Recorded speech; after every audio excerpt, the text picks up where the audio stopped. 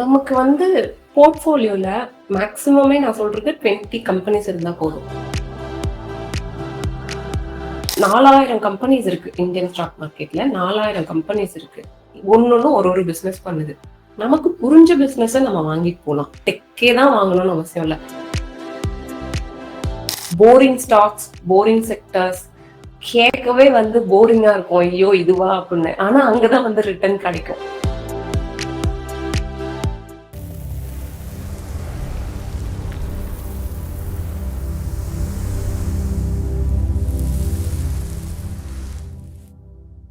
Business அப்படிங்கறதா இங்க ஒரு முக்கியமான ரோல் பிளே பண்ணுது இல்லையா? இப்போ நம்ம இருக்கிற ஒரு டெக்னாலஜிக்கல் இந்த பீரியட்ல பாத்தீங்கன்னா டெக் சார்ந்த கம்பெனிஸ் நம்ம நிறைய பாக்குறோம். ஸ்விக்கி அந்த மாதிரி கம்பெனி ஐபிஓ வரப்போகுது. ஜொமேட்டோ ஆல்ரெடி இருக்கு. அண்ட் நைகா இந்த மாதிரி நிறைய கம்பெனிஸ் இருக்கு இல்லையா? இப்போ இந்த மாதிரி கம்பெனிஸ் நிறைய பேர் என்ன சொல்றாங்க அப்படின்னா டெக் பேஸ்டா இருக்கிறதுனால இன்னும் கொஞ்சம் வெயிட் பண்ணுவோம் இன்வெஸ்ட் பண்றதுக்கு அப்படின்ற மாதிரி சொல்றாங்க. இந்த மாதிரி கம்பெனிஸை நம்ம எப்படி பாக்கலாம்? அதுதான் சொல்றேன். இப்போ நமக்கு போர்ட்ஃபோலியோல மேக்ஸிமமே நான் சொல்றது 20 கம்பெனிஸ் இருந்தா போதும். 20 கம்பெனிஸ்ன்றத விட 20 பிசினஸஸ். மேக்ஸிமம் 20, மினிமம் ஒரு 12 வச்சுக்கணும். ஓகேங்களா? நம்ம இந்தியன் ஸ்டாக் மார்க்கெட்ல போதும் அப்படின்னு சொல்றீங்களா? ஒரு லாங் டர்ம் இன்வெஸ்டிங்க்கு 20 கண்டிப்பா 20 தான் இருக்கணும் மேக்ஸிமம். இன்னும் ரொம்ப நீங்க எடுத்துட்டு பேர் மார்க்கெட் எடுத்துட்டீங்கன்னா வேல்யூவேஷன்ஸ் கம்மியா ரொம்ப சூப்பரான பிசினஸ் எல்லாம் கிடைக்கும். அப்ப வேணா ஒரு 25 போலாம் மேக்ஸிமம். அதுக்கு மேல வச்சுட்டீங்க அப்படின்னா ஒரு ரிட்டர்ன் எல்லாமே டைல்யூட் ஆயிடும். ஓகேங்களா? கான்சென்ட்ரேட்டட் போர்ட்ஃபோலியோ, டைவர்சிஃபைட் போர்ட்ஃபோலியோன்னு சொல்லுவாங்க. நீங்க 100 கம்பெனி 150 கம்பெனி எல்லாம் வச்சிருந்தீங்கன்னா உங்க ரிட்டர்ன் பயங்கரமா டைல்யூட் ஆகும். ஒரு ஸ்டாக் ஏறும், ஒண்ணு இறங்கும். ஏறுறது இறங்குறது இது பண்ணி விட்டுரும். சோ கான்சென்ட்ரேட்டட் நீங்க உலகத்துல எந்த சக்சஸ்ஃபுல் இன்வெஸ்டர்ஸ் வேணா எடுத்துக்கோங்க. கேஸ் ஸ்டடிக்கு அத்தனை பேருமே கான்சென்ட்ரேட்டட் போர்ட்ஃபோலியோ இன்வெஸ்டர்ஸ் தான். இப்ப நான் பசந்த் மகேஸ்வரி சொன்னேன்ல, அவர்லாம் சிங்கிள் டிஜிட் தான் வச்சிருப்பாரு போர்ட்ஃபோலியோல. 9 ஸ்டாக்ஸ் 8 ஸ்டாக்ஸ் அவ்வளவுதான் மேக்ஸிமமே அவரோடது. ஆனா அந்த 9 ஸ்டாக்ஸ்ல தான் அத்தனை crores இன்வெஸ்ட் பண்ணிருப்பாரு. ஆயிரக்கணக்கான கோடிகள் அந்த 9 ஸ்டாக்ல தான் இருக்கும். ஸோ நானுமே ஃபர்ஸ்ட் சிங்கிள் டிஜிட்ல தான் வச்சிருந்தேன். பட் அது ரொம்ப ரிஸ்கின்றதுனால இப்போ ஒரு 20க்கு கொண்டு வந்திருக்கேன். சோ நமக்கு 20 ஸ்டாக்ஸ் இருந்தாலே போதும் மேக்ஸிமம். 20 ஸ்டாக்ஸ்ன்றத விட 20 டிஃப்ரெண்ட் பிசினஸஸ். 4000 கம்பெனிஸ் இருக்கு இந்தியன் ஸ்டாக் மார்க்கெட்ல. 4000 கம்பெனிஸ் இருக்கு. ஒன்னொன்னு ஒரு பிசினஸ் பண்ணுது. நமக்கு புரிஞ்ச பிசினஸ் நம்ம வாங்கிட்டு போலாம். டெக்கே தான் வாங்கணும்னு அவசியம் இல்ல. இப்போ நான் கிட்டத்தட்ட என்னோட போர்ட்ஃபோலியோ 30+ CAGR தான் காம்பவுண்ட் ஆயிட்டு இருக்கு. நான் ஃபினான்ஸ், பேங்க் அதெல்லாம் வாங்க மாட்டேன். ஏன்னா எனக்கு அது புரியாது. எனக்கு அது கம்ஃபர்டபிள் கிடையாது. சோ நமக்கு என்ன புரியுதோ, நமக்கு என்ன பிசினஸ் புரியுதோ அதை வாங்கிட்டு போலாம். மேக்சிமமே 4000 ஸ்டாக்ஸ்ல நீங்க 20 கம்பெனி தான் வச்சுக்க போறீங்கும் போது நீங்க கம்ஃபர்டபிளா உங்களுக்கு என்ன புரியுதோ அதை நீங்க வாங்கிக்கலாம். அந்த ஆங்கிள் திங்க் பண்ணீங்கனாலே இப்போ ஏஐ தான் ரீசன்ட் இருக்கு. ஏஐ தான் ரூல் பண்ண போகுது அப்படிம்பாங்க. அப்புறம் இவி தீம் அப்படிம்பாங்க. நான் இவ்வளவு நாளா வாங்கின பிசினஸ் எல்லாம் ரொம்ப ரொம்ப சிம்பிள் பிசினஸ் தான். அதுல இருந்தே நான் நிறைய ரிட்டர்ன் எடுத்திருக்கேன். லிஞ்சோட கான்செப்டே அதுதான். Hard stocks, hard sectors, hard தீம்ஸை கம்ப்ளீட்டா அவாய்ட் பண்ணுங்க. அதுதான் அவரோட தீமே. போரிங் ஸ்டாக்ஸ், போரிங் செக்டர்ஸ் கேட்கவே போரிங்கா இருக்கும். ஐயோ இதுவா அப்படின்னு. ஆனா அங்கதான் ரிட்டர்ன் கிடைக்கும். சோ நமக்கு என்ன புரியுதோ அந்த செக்டர்ஸ், அந்த ரிலேட்டட் பிசினஸஸ் வாங்கிக்கலாம். இதுதான் வாங்கணும், ஏஐ ரிலேட்டட் இதை விட்டுட்டோம்னா டேட்டா சென்டர்ஸ் இந்த மாதிரி ஹாட் தீமை நம்ம வாங்கல அப்படின்னா நம்ம மிஸ் பண்ணிடுவோமோ ப்ராஃபிட்ஸ். அப்படிலாம் எதுவுமே கிடையாது. பிளென்டி ஆஃப் ஆப்பர்ச்சுனிட்டிஸ் மார்க்கெட்ல எப்பயுமே இருக்கும். நமக்கு என்ன புரியுதோ அதை வாங்கினா போதும். நமக்கு புரியுற பிசினஸ் கரெக்டான விலையில கரெக்டான வேல்யூவேஷன்ல இருக்கா, இது மட்டும் பார்த்தாலே கான்சென்ட்ரேட் பண்ணாலே போதும். ரிட்டர்ன்ஸ் ஆட்டோமேட்டிக்கா வரும். சோ என்னோட நெக்ஸ்ட் क्वेश्चन அது வர இருந்துச்சு. மொத்தம் நீங்க சொல்றீங்க 4000 கம்பெனிஸ் இருக்கு அப்படின்னா அதுல இருந்து 20 ஃபில்டர் பண்ணோம் அப்படின்னா அது ஒரு டஃப்பான ஜாப் இல்லையா? இதுக்கு ஒரு டிப்ஸ் கொடுக்கணும் அப்படின்னா என்ன சொல்லுங்க? அதுதான், அதுக்குதான் நான் செக்லிஸ்ட் வச்சுக்கணும் எப்பயுமே. Year on year sales growth 20% இருந்தாதான் நான் வாங்குவேன். இப்ப ஸ்கிரீனர்ல பாத்தீங்கன்னா நீங்க query போட்டுக்கலாம். அந்த query போட்டு நீங்க ஸ்டாக்ஸை இது பண்ணலாம். ROE, ரிட்டர்ன் ஆன் ஈக்விட்டின்னு சொல்லுவாங்க. அது 15% இருந்தாதான் நான் வாங்குவேன். அதே மாதிரி EPS growth rate இவ்வளவு இருந்தாதான் வாங்குவேன். ப்ரொமோட்டர்ஸ் ஹை ஹோல்டிங் வச்சிருக்கணும். இந்த மாதிரி நீங்க நெகட்டிவ் கேஷ் ஃப்ளோஸ் இருக்கக்கூடாது, ஃப்ரீ கேஷ் ஃப்ளோ இருக்கணும். இந்த மாதிரி பாயிண்ட்ஸை வச்சுட்டு நீங்க தேடும் போது, இன்னொன்னு டெப்ட், கடன் வந்து குறைவா இருக்க கம்பெனி தான் நான் வாங்குவேன். அந்த மாதிரி நீங்க எடுத்துட்டீங்கனாலே கடன் டெப்ட் ஈக்விட்டி ரேஷியோன்னு சொல்லுவாங்க, லெஸ் தேன் 0.5 இருந்தா பெஸ்ட். நீங்க அந்த லெஸ் தேன் 0.5 போட்டு ஸ்கிரீனர்ல இது பண்ணாலே ரொம்ப மினிமம் கம்பெனிஸ் தான் வரும். 4000 கம்பெனிஸ்ல ரொம்ப இந்த மாதிரி ஃபில்டர்ஸ் என் புக்ல வந்து இருக்கு, ஒரு சாப்டர் தனியா இருக்கு. இந்த மாதிரி ஃபில்டர்ஸ் போடும்போது உங்களுக்கு ஆட்டோமேட்டிக்கா வந்து ரொம்ப கம்மியான கம்பெனிஸ் தான் வர ஆரம்பிக்கும்ல. இன்னும் வந்து நீங்க growth rates, year on year growth rates வந்து 2 டிஜிட்ல இருக்கணும், அந்த மாதிரி எல்லாம் போனீங்கன்னா ஆட்டோமேட்டிக்கா பல கம்பெனிஸ் வந்து ஃபில்டர் அவுட் ஆயிடும் உங்களுக்கு. சோ நீங்க அந்த 29 அப்படின்னு சொன்னது இன்னும் என் மைண்ட்ல ஓடிக்கிட்டே இருக்கு. இப்போ இந்த இடத்துல ஒரு டவுட் வருது. 20 அப்படின்னு சொன்னீங்கன்னா அந்த 20 வந்து எவ்வளவு நாளைக்கு ஹோல்ட் பண்ணலாம்னா நம்ம பாக்குறது ஒரு லாங் டேர்ம் இன்வெஸ்ட்மெண்ட் அப்படிங்கிறதுக்கு. சோ இது வந்து எந்த இடத்துல எந்த பாயிண்ட்ல சேவ் பண்ணிட்டு வேற வாங்குவீங்களா? அதான் 20 அப்படின்னா எல்லா பிசினஸஸையுமே பிரிக்கலாம். ஃபாஸ்ட் க்ரோவர்ஸ்னு பிரிக்கலாம், ஸ்லோ க்ரோவர்ஸ்னு பிரிக்கலாம், ஸ்டால்வார்ட்ஸ்னு பிரிக்கலாம். ஃபாஸ்ட் க்ரோவர்ஸ்னா வந்து 30% 40% growth ரேட்ல அந்த கம்பெனியோட வளரும், சேல்ஸ் ப்ராஃபிட்ஸ் எல்லாம் வளரும், அவங்க ஃபாஸ்ட் க்ரோவர்ஸ். இப்போ அந்த ஃபாஸ்ட் க்ரோயிங் கம்பெனி வந்து ஒரு ஸ்மால் கேப் கம்பெனியா இருக்குன்னு வச்சுக்கோங்களேன், குட்டி கம்பெனி, அவங்க பேஸ் வந்து ரொம்ப குட்டி ஆனா ஃபாஸ்டா வளர்ந்துட்டு இருக்காங்க அப்படின்னா, இப்ப அவங்க ப்ராடக்ட்ஸே ஃபார் எக்ஸாம்பிள் இப்ப ட்ரோன் வச்சுக்கோங்களேன், ட்ரோன் மேனுஃபேக்சரிங் கம்பெனி வந்து டபுள் டிஜிட்ல வளர்ந்துட்டு இருக்கு, ரொம்ப ஸ்பீடா வளர்ந்துட்டு இருக்கு. இப்ப ட்ரோன்ஸ் வந்து இப்பதான் வந்து வர ஆரம்பிச்சிருக்கு. ஓகேங்களா, ட்ரோனுடைய லைஃப் டைம், அந்த ஃபீல்ட், அந்த செக்டருடைய லைஃப் டைம் பாத்தீங்கன்னா ஒரு 10-15 இயர்ஸ்க்காவது இருக்கும்னு நம்மளால சொல்ல முடியும் இல்லைங்களா, அந்த பர்டிகுலர் திங்கான டிமாண்ட். சோ அந்த மாதிரி நம்ம யோசிக்கலாம். இப்போ ஒரு ஸ்மால் கேப் கம்பெனி ஒரு ட்ரோன் மேனுஃபேக்சர் பண்றாங்க, டபுள் டிஜிட்ல வளர்றாங்க அப்படின்னா அடுத்த 10 வருஷத்துக்காவது அவங்க வளர்றதுக்கான வாய்ப்புகள் அவங்களுக்கு அங்க இருக்கு. இப்போ ஒரு கம்பெனி ஒரு சேச்சுரேட்டட் மார்க்கெட் வச்சுக்கோங்களேன், சே ஃபார் எக்ஸாம்பிள் இப்போ பேஸ்டே எடுத்துக்கலாமே. பேஸ்ட் வந்து எல்லார் வீட்லயுமே வந்துருச்சு, அது வந்து ஒரு சேச்சுரேட்டட் ப்ராடக்ட், சேச்சுரேட்டட் மார்க்கெட். அதுல பெருசா உங்களுக்கு என்ன growth வரும்? நீங்க அந்த கம்பெனியை வாங்குனீங்கன்னா யூ ஹாவ் டு திங்க் அவங்க எப்படி வளருவாங்க. ஆல்ரெடி அந்த ப்ராடக்ட் வந்து எல்லார் வீட்டுக்கும் ரீச் ஆயிடுச்சு, சோ அவங்க எப்படி வளருவாங்க அப்படின்ற மாதிரி பாக்கணும். சோ ஒரு ஸ்மால் இங்க ஒரு லைட்டா சாரி டவுட் வந்து, இப்போ நீங்க அந்த பேஸ்ட் அப்படிங்கிற எக்ஸாம்பிள் சொன்னதால சொல்றேன். இப்போ என்னோட ஐடியா திங்கிங் எப்படி இருக்கும் அப்படின்னா, இந்த பேஸ்ட்ங்கிறது சேச்சுரேட் மார்க்கெட் தான், பட் அது வந்து எல்லாருக்குமான நீட் இருக்குல்ல, அப்ப அங்க வந்து ப்ரொடக்ஷன் இருந்துகிட்டே இருக்குல்ல, அப்படிங்கிற மாதிரி ஒரு திங்கிங் இருக்கும். ப்ரொடக்ஷன்னாலும் நீங்க 100 வித்த இடத்துல 100 தான் வித்துட்டு இருக்க போறீங்க, அங்க growth எப்படி வரும்? 100 வித்த இடத்துல 500 வித்தாதான் growth. ஓகேங்களா, சோ நீங்க ஆல்ரெடி இருக்கிற கஸ்டமர்க்கே தான் வித்துட்டு இருக்க போறீங்க. இப்போ ஹிந்துஸ்தான் யூனிலிவர் எடுத்துட்டீங்கன்னா சோப்பு, பேஸ்ட், ஷாம்பு எல்லாமே அவங்க தானே பண்றாங்க.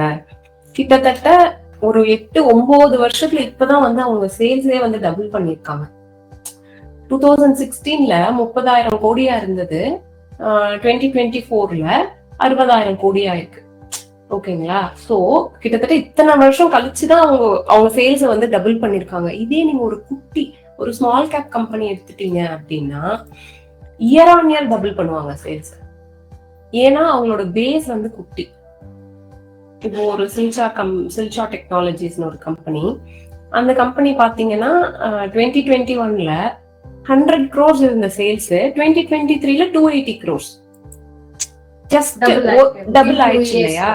அதனாலதான் சோ அதுதான் சொல்றது growth வேணும்னு. growth எங்க வரும்னா குட்டி கம்பெனிஸ்ல தான் வரும். ஆல்ரெடி இப்ப இந்த ஹிந்துஸ்தான் யூனிலிவர்ல எடுத்துட்டீங்கன்னா அவங்க பண்ற ப்ராடக்ட்ஸ் ஆல்ரெடி சேச்சுரேட்டட் ப்ராடக்ட்ஸ், எல்லார் வீட்லயும் அவங்க இதை யூஸ் பண்ணிட்டு இருக்காங்க. சோ அந்த மாதிரி ஆங்கிள் தான் நம்ம திங்க் பண்ணணும். இப்ப நம்ம கிட்ட அந்த நீங்க கேட்டீங்க இல்லையா 20 கம்பெனிஸ் போர்ட்ஃபோலியோல இருக்கு, எத்தனை வருஷம் வச்சுக்கணும் அந்த மாதிரி. ஸோ இப்ப நீங்க ஒரு குட்டி கம்பெனி சூஸ் பண்றீங்க, அவங்க பயங்கர ஸ்பீடா வளர்ந்துட்டு இருக்காங்க, அவங்க மேக் பண்ற ப்ராடக்ட்க்கு டிமாண்ட் இருக்கும், நெக்ஸ்ட் 10 இயர்ஸ்ல டிமாண்ட் இருக்கும் அப்படின்னா நீங்க 10 வருஷம் கூட வச்சிருக்கலாம் அந்த ஸ்டாக்.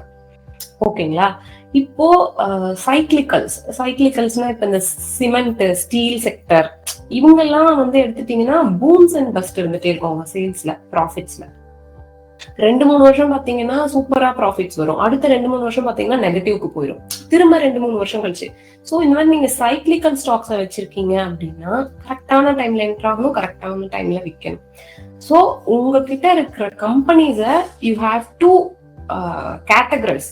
இது ஃபாஸ்ட் க்ரோவரா, ஸ்லோ க்ரோவரா, சைக்ளிக்கலா, அந்த மாதிரி நீங்க கேட்டகரைஸ் பண்ணிட்டீங்கனாலே எவ்வளவு வருஷம் எதை வச்சிருக்கணும் அப்படின்ற தாட்டும் உங்களுக்கு ஆட்டோமேட்டிக்காவே வந்துடும்.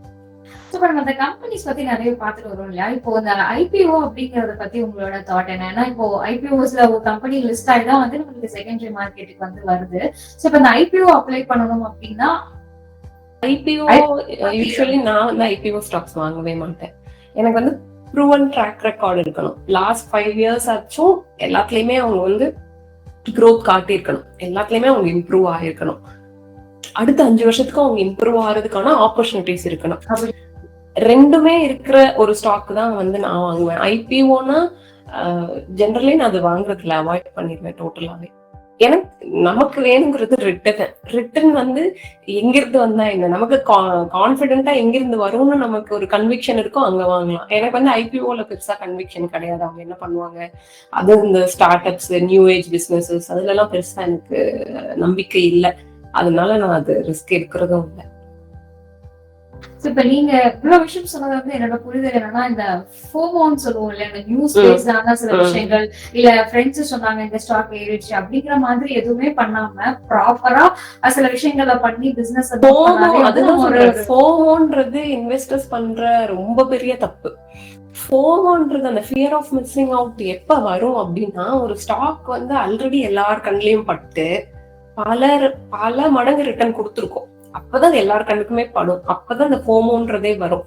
நீங்க எக்ஸாக்டா ஒரு ஸ்டாக் எப்ப வாங்கணும்னா, யாருடைய இன்ட்ரெஸ்டும் இல்லாதப்போ, யாருக்குமே அந்த ஸ்டாக்கை பார்த்தா இதெல்லாம் ஒரு கம்பெனியா, இதெல்லாம் ஒரு பிசினஸா அப்படின்னு எப்ப தோணுதோ அதுதான் ரைட் டைம் டு என்டர். ஓகேங்களா? எப்ப வந்து எல்லாரும் ஒரு ஸ்டாக்கை ரொம்ப ஃபேமஸா பேச ஆரம்பிக்கிறாங்களோ that is the time to exit. ஆனா என்ன பண்ணுவாங்கன்னா அப்பதான் கரெக்டா போய் வாங்க, கரெக்டா. அதனாலதான் வந்து ஏன் ஆக்சுவலி இன்வெஸ்டர்ஸே ரொம்ப கம்மி இந்த ஃபீல்டுல. அதுல வந்து 1% ஆஃப் த இன்வெஸ்டர்ஸ் தான் சக்சஸ்ஃபுல்லா இருக்காங்க. ஓகேங்களா?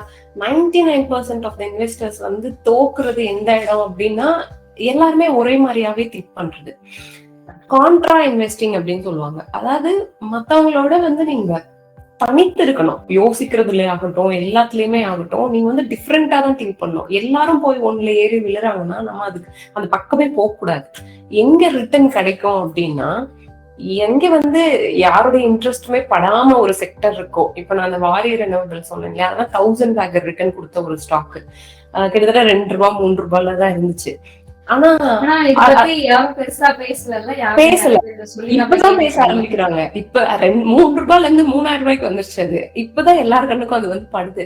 அன்னைக்கு கூட நான் எதுலயோ பார்த்தேன், ஒருத்தர் வந்து அந்த ஒரே ஸ்டாக்ல 1 crore இன்வெஸ்ட் பண்ணி கிட்டத்தட்ட 40 lakhs அவுட். ஸ்கிரீன்ஷாட் போட்டிருந்தாரு ட்விட்டர்ல. ஒரே ஸ்டாக், ஒரே ஹோல்டிங், அது ஒண்ணுதான் வாங்கியிருக்காரு. 1 crore இன்வெஸ்ட் பண்ணிருக்காரு, அதுல 40 lakhs அவுட். எப்ப வாங்க கூடாதோ அவர் பண்ண தப்பு அதுதான், fear of missing out, FOMO. கரெக்டா போய் அப்ப வாங்கியிருக்காரு. That is the time to exit. Actually ஒரு ஸ்டாக் வந்து இப்ப நம்ம growthன்னு சொல்றோம்ல, நான் சொல்றேன்ல growthல தான் பெட் பண்றோம், growth இருக்கணும் அப்படின்ட்டு. எந்த ஒரு கம்பெனி, எந்த ஒரு பிசினஸ்னாலும் there comes a saturation point for growth.